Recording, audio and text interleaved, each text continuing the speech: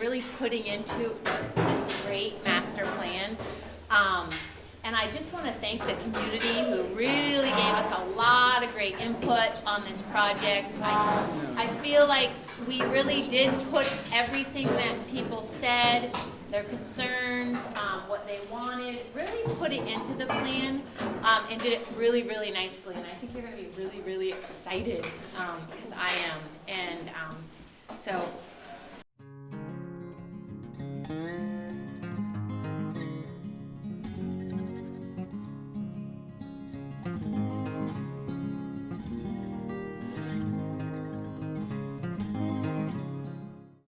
You. All right. Hello, everybody. Good to see you all again. This is our final presentation. We've listened to you, as Betsy said, and what you're seeing on the wall right now in the center is the main master plan, and then we broke it out, we blew it up so you could really see the different areas. And just to reiterate, the master plan is really about identifying projects. There's multi-projects within the site, and you don't have to do them all at once, but you can do them over time. So just to not overwhelm you, but this is sort of the vision on how we want the park to move forward in the future. So the agenda, we're just gonna talk about just quickly what our last meeting was about and maybe some of the events, and Betsy, maybe if you wanted to chime in about the previous events before our last meeting here and today. And then we'll go through the preferred master plan. We'll talk about potential funding. So the last time we were here, we were listening, and it sounded like, and from all the other, I guess, events that were occurring, and Betsy, you can, I guess, confirm that, is that they really wanted to go with option A. We had 3 different options, but it really seemed like that really we wanted to keep the parking lot, so I've identified all the sort of the program elements, but ultimately improve access and improve visibility. ADA access, vehicular access, pedestrian access, all the above. But, Too much? No, is that good? Yes. But also, the idea of a picnic pavilion, that was another element from another plan. Keeping the tennis court and at least one tennis court and the basketball court, there was a real big push for that. Having that naturalistic playground for all ages, really stabilizing the riverbanks, and revegetating the hillside and getting rid of a lot of invasives was another issue. And then an informal amphitheater, if we could find a place for it, and also just really thinking of durable, low maintenance materials. So those were sort of the elements that everyone wanted. So we move forward, and we have this plan here, which is on the wall. And what you're seeing is all these black dots are just emphasizing what the elements are. There's a lot of things going on in the plan, and so I wanted to just go through that step by step, moving from the left, I guess, south to north, so you can understand how it works. So at the entry through here, really creating sort of a gateway, because what we realized is that the park is on both sides. We didn't realize when we first started this project, but the park is on both sides of the road, so it really creates a nice gateway into the town. But keeping the 2 parking lots, formalizing this more so we can get green space, using some slabs, stone slabs, to separate the cars from the pedestrians, and having a place where we could potentially have a sculpture. Maybe it's a Native American sculpture. I think there's further discussions that need to happen there. But also, getting down to that overlook was an important element and we have a sidewalk that comes down and is ADA accessible to get down to that overlook. So it's a series of stairs and then a ramp that can get down there.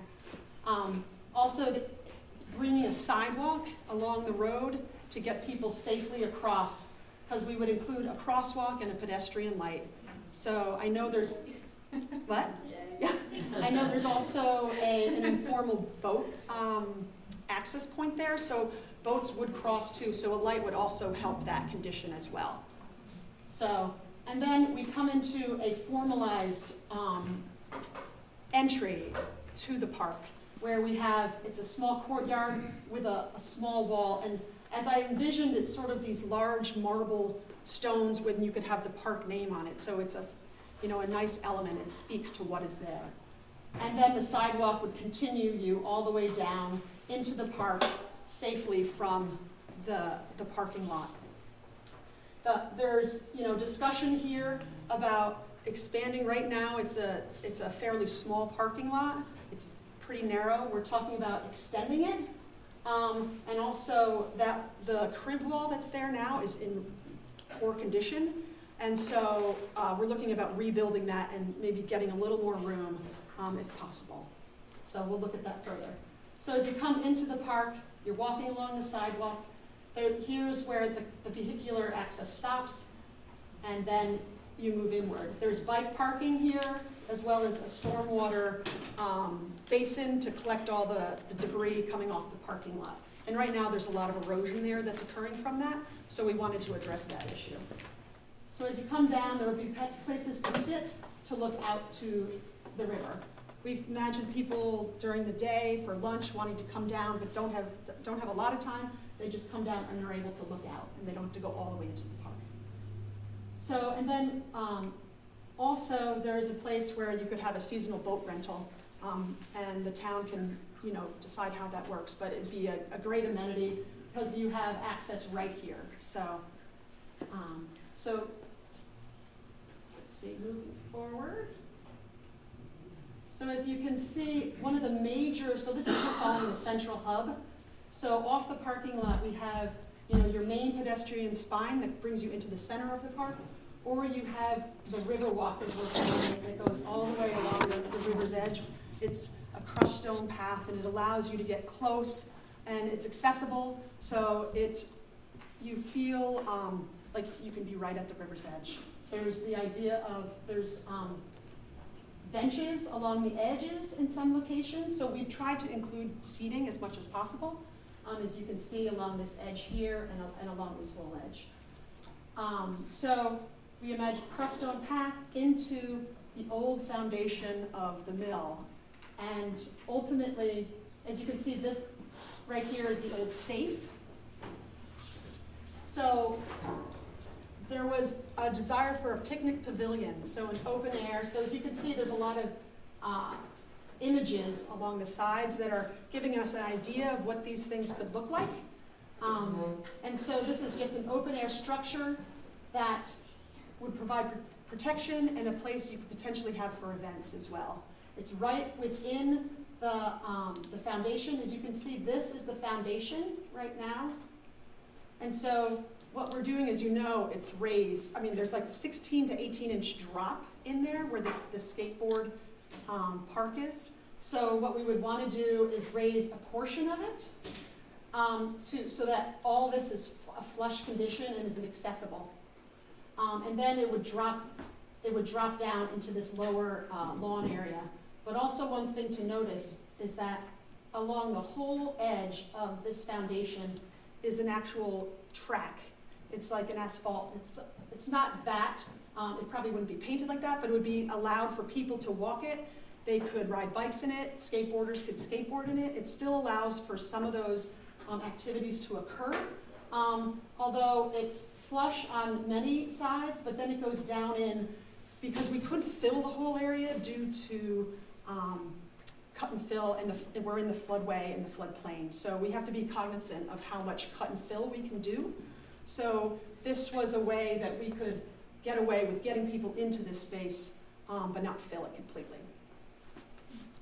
So, and then also, the chimney here, where it's surrounded by lawn, people could access it, potentially climb on it if they wanted to. So again, you come along here, you come down to this overlook area, we're calling it, where it's there right now, where we wanted to add boardwalk to it and allow for views out there, provide some seating. So ultimately, we would come down into this space and then down again to get down to the beach area. So ideally, you'd have this whole walk, which is a really nice amenity. Let's see. So moving, I guess, over to our naturalistic play area on the, I guess, what is it, the east side. So we have, as you come in, there's this, the green space through here where there's an amphitheater coming up into the edge. It's a very simple space, but it would allow for events that could go this way. Also, I was gonna say events could be within here, you could spill out here, you could spill out here, or you could have a much larger space if you wanted to and have people sitting off the back. So there's different ways of using this space for events. Then as you come down, you have these naturalistic play areas. As you can see, you could have different ages. This is for younger or for older. And a path would define that edge because you would want to have a more accessible material and ADA accessible so they could come down the path and access these things. And then ultimately coming up this hillside, really providing access down into the park, but also being able to put a slide in there or a playful element to bring people down. So you're really trying to utilize all of your park. And right now, I don't know if you've noticed, there's a lot of invasive plantings there right now in this clearing. And they've started to clear it out. But there's a lot more space to the park than you realize. So really coming up into that sloped area and taking advantage of that slope. And opening up this area so that it gives more visibility to the park and more access. Ultimately, these open areas, ideally, we'd want to keep them open. You could put like a meadow mix or something to allow views out, but still get some kind of vegetated cover that would not allow invasives to grow. So this is sort of a quick perspective on how that could look coming into the site. This is your main pedestrian spine, and your walk comes into the pavilion area, and you can see all the other elements, the artifacts and such, and then the naturalistic play area here. Then going into our central green and sort of sport and beach area, as you can see, there's that river walk that was along the edge. We wanted to have a continuous loop, one for accessibility around the tennis courts and basketball, because people don't feel that safe in that area. So what we ended up doing is that we reduced the amount of impervious. We still kept one tennis court and the basketball court, and you can get pickleboard, probably three or four pickleball within these two courts. So I know there was a lot of people that wanted that, so we wanted flexibility in these courts. So ultimately, it opens more lawn space associated to the beach as well. And so this could be a nice strolling loop. And then also a accessible beach area where you could put stone down, and then there's like a carpet that you can use to access down to the water's edge. And certain, obviously now you probably couldn't access, but in the spring you could. So the tide, the river, fluctuates a lot. So we would have to work closely on how that would actually be attained. So as you can see, you come down to that beach area, and then you move, you continue onward, and where there's a small trail that goes into the woods, and there's 3 campsites, primitive campsites that sort of surround that trail. It's sort of hard to see, but maybe to the next slide I'll get to it. And then a lot of fishing could happen here too, and really just open up that area because it's one of the sunniest areas for the beach. And then our sort of the last part of the park, as you can see, the edge of the campsite, but a trail that would come through the park that it's fairly open underneath those trees. I think ultimately there'd be a certain area where you'd want to focus on and allow the other area to vegetate, because you do, and we're recommending like low growing native plants that will stabilize the bank, but you still would allow some views out. So that's that idea in there. And then coming into, at the edge of the park, where the utility corridor is, trying to get access and continuing that pathway up and connecting to Canada Street. Ultimately, in getting a stormwater facility, it would be a gravel wetland that would occur in this area. I know it's under negotiations or under discussion currently. So that would be a large amenity for this area. And then ultimately, the idea of using large marble slabs to denote the entries to a lot of these places, whether it's here, out on the different streets, like over in this area, you could have it up on Canada Street, but just they would speak to the character and the history of the site. Do you want to speak roughly? Sure. So the areas that are denoted in red there, so there are some as Amy was saying, stormwater treatment areas for managing the existing impervious surfaces in the park, and with the exception of the one, up here, the one that Amy was just describing, which actually would be in place to manage. There's a large chunk of the village up here, which currently drains down this direction by a long pipe which goes right to the river.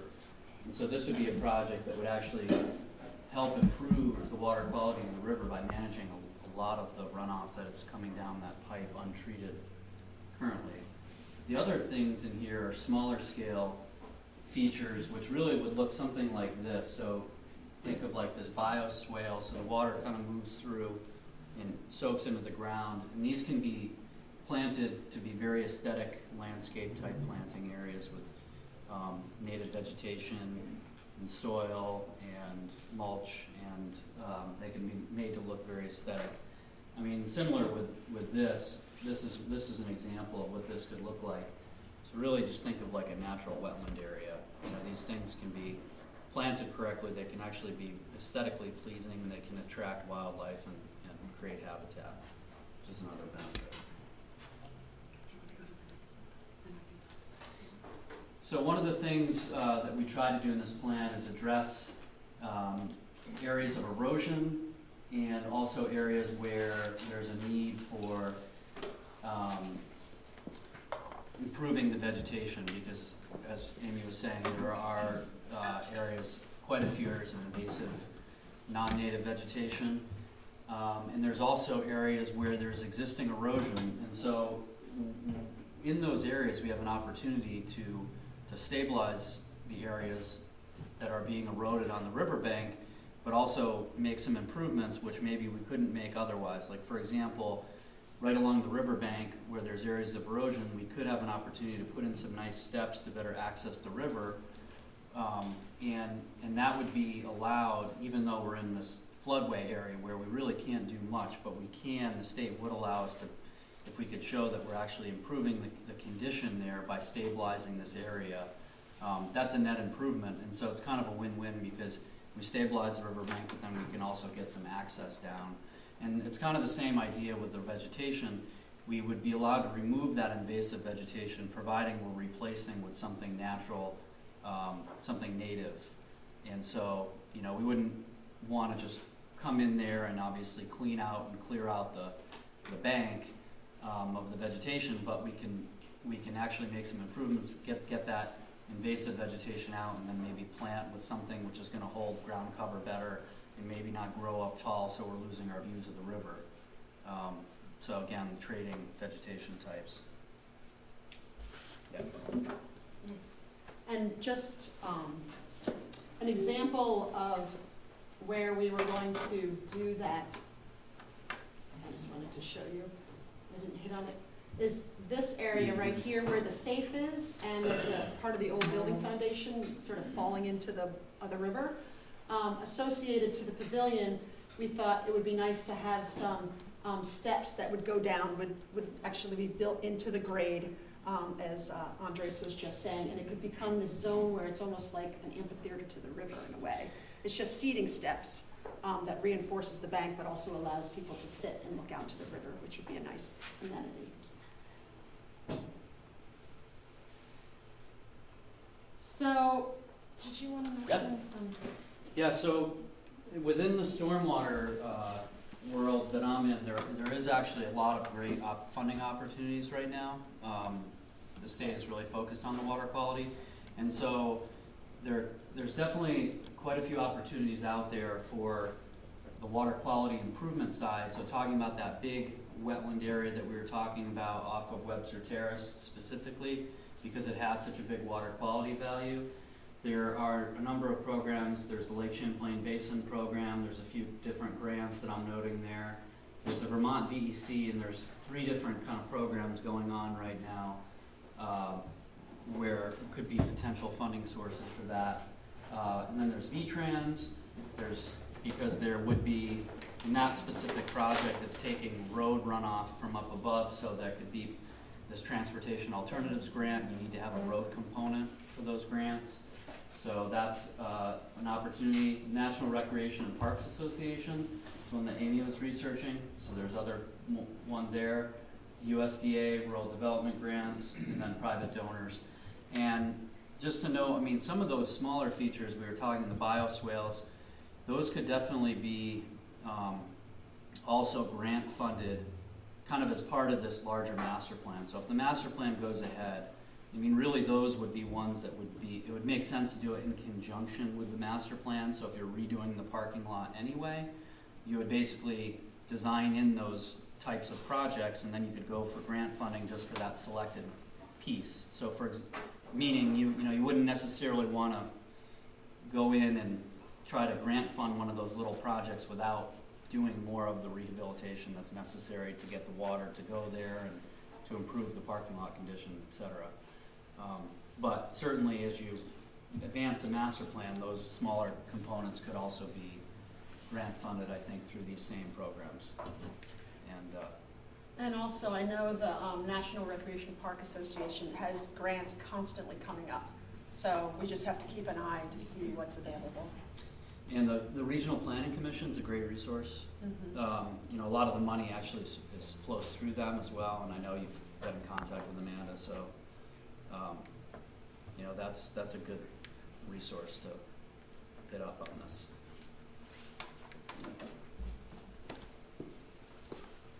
So ultimately, that is our presentation. From here, we're going to take your comments tonight. We're going to finalize this master plan. We're going to generate a cost estimate for the project. We'll be working with a cost estimator as we move forward, and then ultimately develop a document that sort of summarizes our whole process, as well as any supporting documents and visuals and text that we've generated through this whole project. So I would love to have feedback from anybody, thoughts. Yes. Everything seemed great to me, but just from experience, a wheelchair can't get through stone dust that easily. We are talking about doing some areas as asphalt and some areas stone dust. I know have you tried it where they've compacted it? Supposedly there is a way that we can get it where you stabilize it and it's very hard. So I would love to, I'll look into that more for you, okay? Does that sound good? So this would be done in phasing. The first being like the stormwater and the parking and that kind of situation.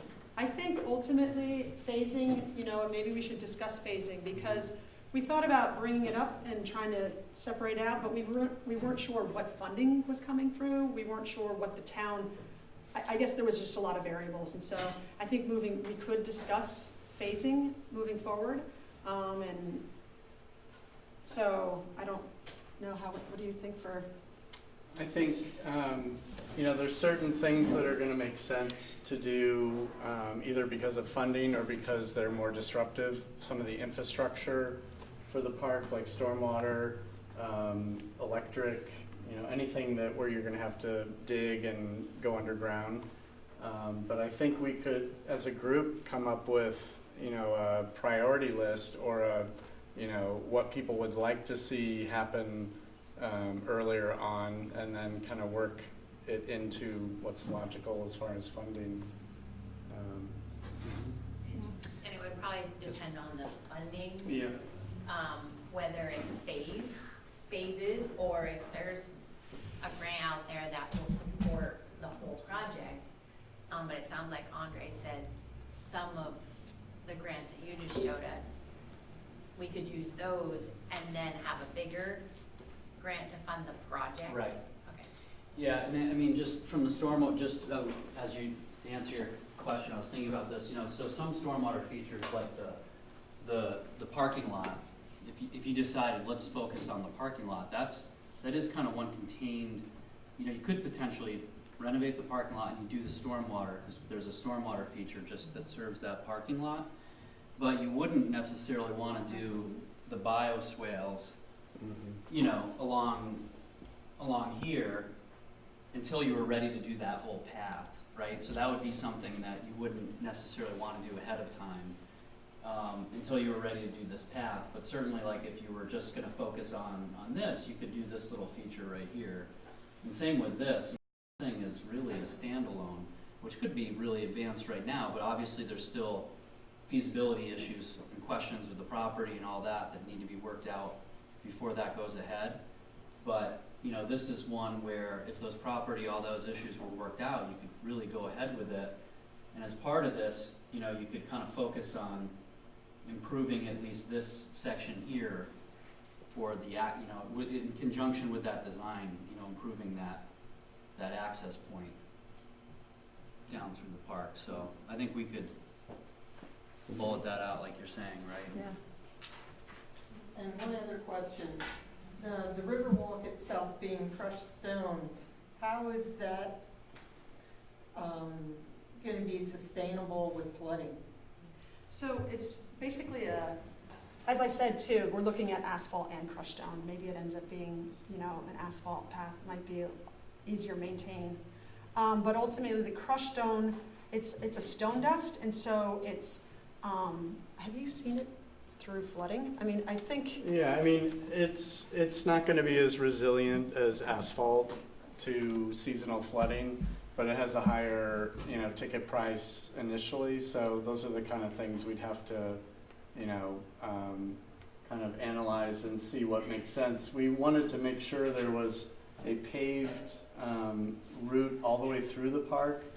And that would be, like the main walk might be concrete, that circuit would be asphalt. And it could be that the Riverwalk ends up wanting to be asphalt just from a kind of a life cycle cost, of having to fix gravel after flooding. Now, don't they have that at the refuge? The crushed stone? It's not paved there, so, There's and crushed it's stone. super compact, like. Yeah. But they still do a lot of maintenance over there. Yeah, it does take, it can get washed out a little bit, so it has to be top dressed and compacted, but it's either you spend the money up front for something like asphalt that will kind of weather more of the flooding, or you put in something less expensive, but know you're gonna have annual maintenance. Our Fit and Healthy Path started off with crushed stone and now it's paved. Yeah, yeah, that's the other thing is It'll evolve. you can always go back and pave over the crushed stone base. So.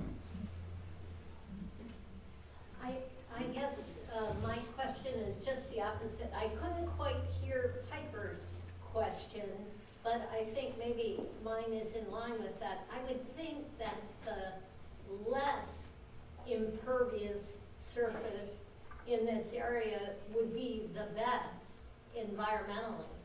And even the parking lot, and the walkways, I mean, when you're doing a cost benefit, the runoff is an extremely costly thing to the environment. This is such a sensitive environmental area, and but I may have missed something too. Well, there is a proposed reduction of the impervious surface that's there now with this plan. And so, yes, definitely, I think that the minimal amount of impervious surface is definitely a great idea. I totally agree. And I think, it's balancing that with making sure the surface is hardened and durable and not going to be eroded away. As well as accessible. Is also a consideration, just to make sure if it gets wet and saturated, it's resilient. So it's kind of something to consider, I think one of the major issues that we, I guess, kept hearing is access and visibility. So that's why a lot of We have added more paths to this, but I think it's access in the park so that people can see and feel safe. You're right, so it's a give and a take. And ultimately, I mean, maybe there's ways of using some, I was thinking permeable pavers in a way, but we haven't really discussed that. It could be challenging with the continual Flooding. submersion, you know, it's just a maintenance nightmare to try to maintain that kind of a thing in It's an true. environment like Yeah. this.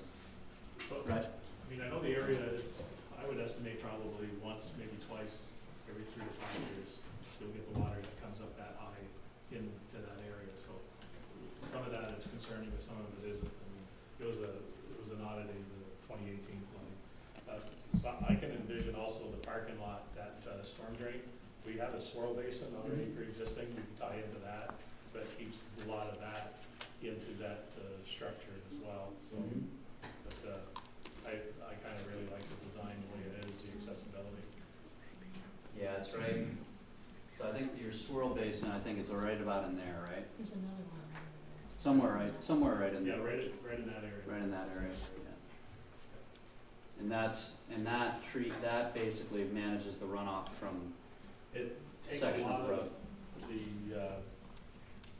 Ferry Street, some of the square also, but that other one down Webster Terrace, that takes a lot of Canada Street, Spring Street, the mid streets, some of First Street, Right. takes a lot of that. That's, I've been fighting for years to get that in there. Yeah.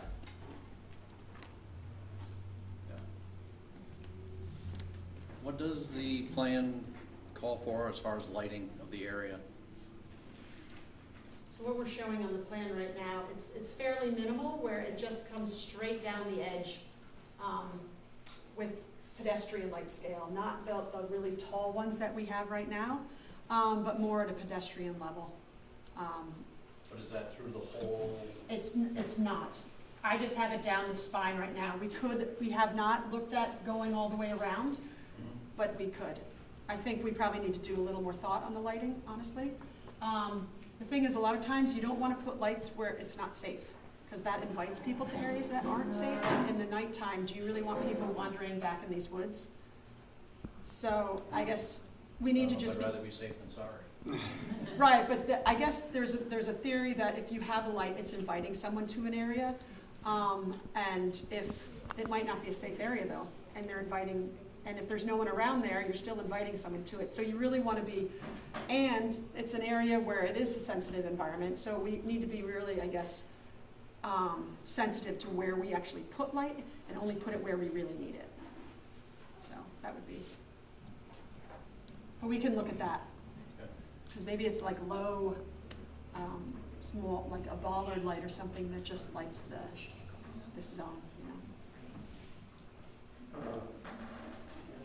When you were pointing to the entranceway, you sort of had the sign on the, Yep.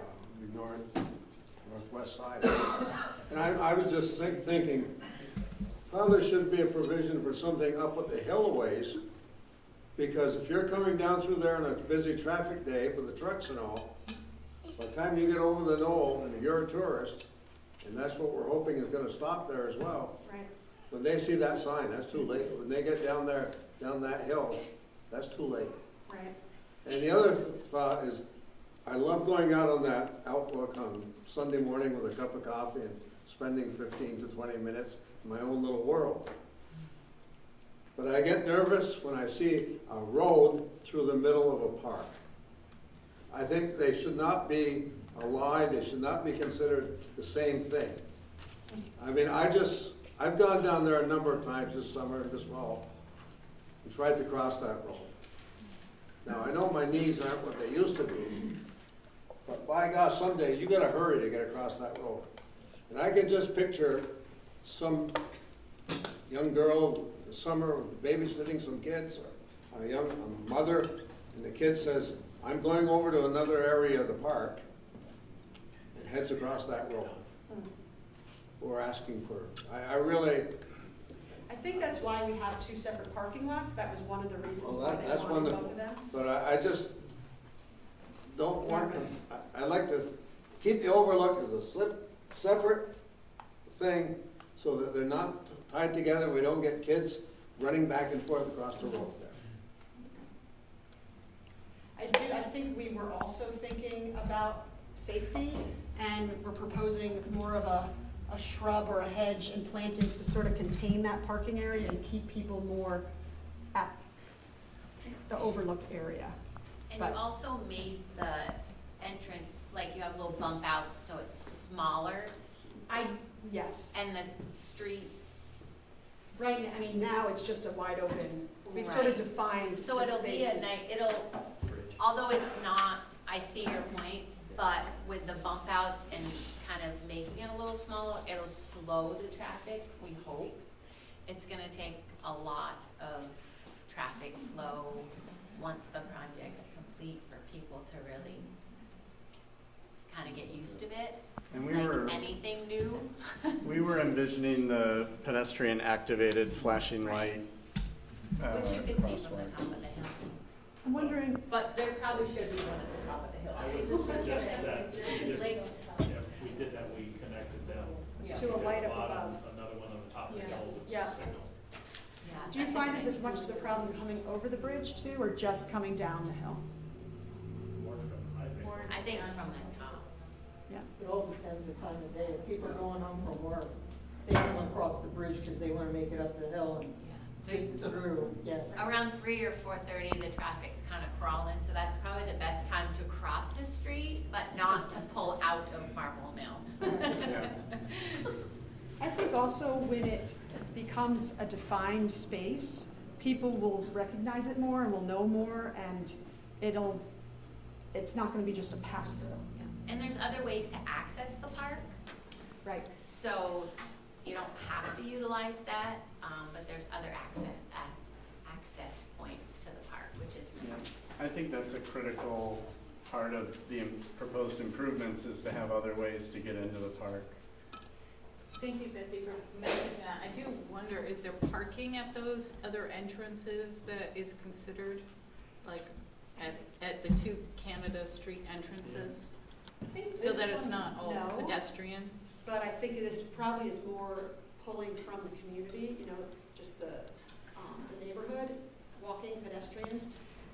Here, I don't know if there could be on-street parking that people could, Or after hours can, in this back parking lot. Yeah. I don't know, that would be something maybe you could work out with the bank, or, I mean, there's a few municipal parking areas in the community, they're not super close, but, It may be something to consider, because we're about to do a downtown feasibility study. So one of the things we could consider is how to take your plan and take that and integrate. look at parking, That'd be great. Yeah, carry that on. good Yeah. idea. I'd also mention that in a few years, there's gonna be a bridge redesign project coming up, because we're working with regional planning now, because that's a 1961, and it's starting to show its age. So I know there was one talk about having a trail underneath at one point. Yeah, Yeah. exactly. Any other comments?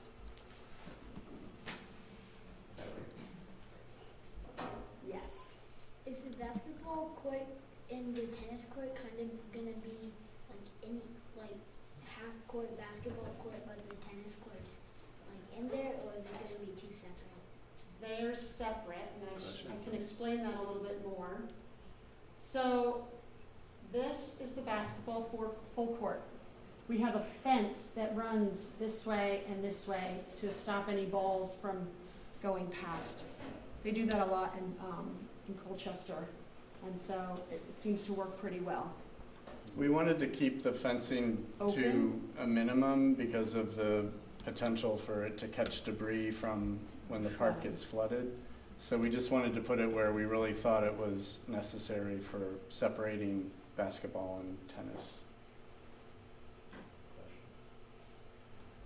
Good Following question. up on that a little bit, how does the pickleball, does it easily turn into, It is. from the tennis court? Because that's something that's been brought up at every meeting. So, as you can see right here, I don't know, There's two They basically- striping systems, so the tennis would be a white stripe and the pickleball's like a light Like a gray. blue or gray.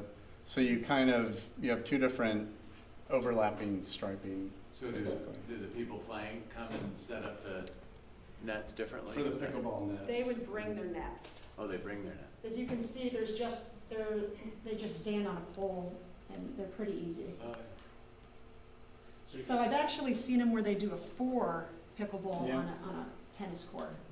We're proposing that at South Burlington High School. so do you have to take the tennis net down? No. No. Sorry, I thought I had line work on here, but basically at each, there'd be one there, one here, and one here. Oh. So, I think now they just lower the tennis. Yeah, right now they put bungees on them Yeah. and squish them down. oh, Oh. that's good. Tennis nets are higher than Yeah. Right. pickleball, so they'll put bungees and drop them down. So they're actually using that net though? Yeah. Oh. Yeah. Huh. But you're correct, the size is smaller than the tennis court. Right, and this is your standard tennis court size, Yeah. so. I know that the plan is pretty well worked out, so I don't want to reinvent the process because I'm late to the game, but I don't want to get the idea lost on having the path go under the bridge at some future state to address this gentleman's concern where, you know, I'm actually from the Burlington area and Winooski has one of these kind of dangerous paths. It is really nice to have that underwalk that if there was a connection, you know, theoretically, mentally, and now in design, to draw that connection, that could be a safer way to utilize both areas. But again, I don't want to upset the concept, but. You're not upsetting. No. Thanks, Betsy. It's expanding. Yeah, and maybe it could be part of that bridge design and Yeah. make adding on that interstate, but the gentleman's concern is a really valid. Yeah, and then we can address that in the document. Yeah, safety is first and foremost. Right. Thank you. Great. Well, it's been a pleasure working with you guys. We've had so much fun on this project. So And we can turn the lights on and, if you want to, yep. I was just gonna ask, very nice, commend you for it. But we haven't heard the bottom line or an estimated. we're Yeah. working on that now. That's the next phase. Yeah, the cost estimator's gonna start working on it in about a month, and then we'll have that information in the document, so.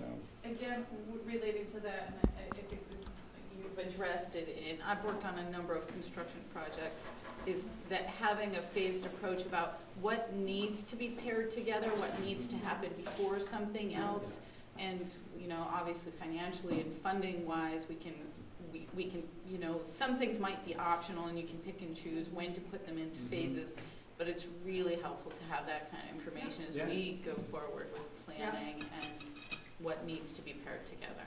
Yeah, definitely. Thank you. Sure. So I just want to say thank you for coming out tonight and being part of this conversation, and a lot of you have been part of this conversation from the beginning, and I appreciate it. I want to thank your consultants, because I think you put a lot of thought into this project, and you really listened, and I think you had a really good feel for it, and you really found value in that park. And I could tell from the first day I met you that you went there, you really saw what we saw, so it was great working with the three of you. And thank you, Heather, for videoing. So this will be available for others to watch if you're not in the room. I'm sure Tom will do a wonderful piece in the Messenger tomorrow. And also, I'm hoping that the village will let us keep these up, so folks that couldn't make it tonight but want to see can just stop in this week or next week or for a month and look at them and awe over them and love them as much as I do. Will the Swanton website be updated with these images? Yeah, Oh, sorry. Same No, question? same question. Yeah, can we get them on the website or get? Yes, we can Yeah. send you digital. Okay. I think I sent you, well, yes. I I think the you have it, presentation. we can coordinate. But thank you, Betsy, too, for Yeah. Yes. It's not over. It was fun. So if you guys want to just go up to the wall and chat at all, or Yeah, we'll we be can- around for yeah, a we can while. look it up.